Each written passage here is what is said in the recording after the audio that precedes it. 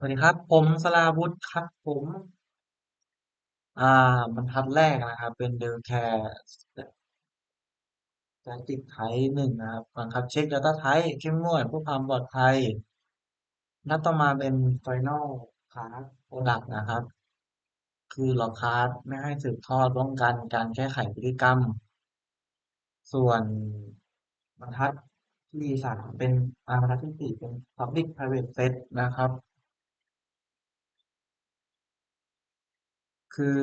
เป็นโค้ดไทป์คือ eccentric visibility ให้ภายนอกอ่านได้แต่แก้ค่าได้เฉพาะภายในคลาสเพื่อคุม invariant นะครับ constructor ครับ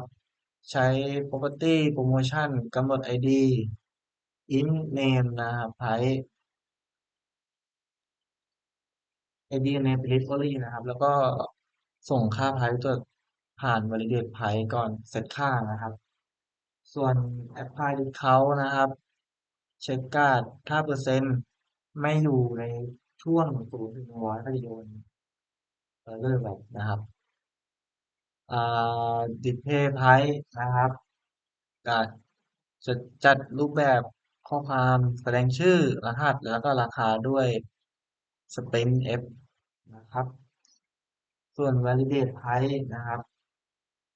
เป็น private method ตรวจสอบถ้าส่งราคาติดลบมาจะโยนว่า invalid encode exception ทันที คนเนี้ยแสดงหลัก encapsulation แล้วก็ invalid card ใน PHP 8.4ครับผมครับ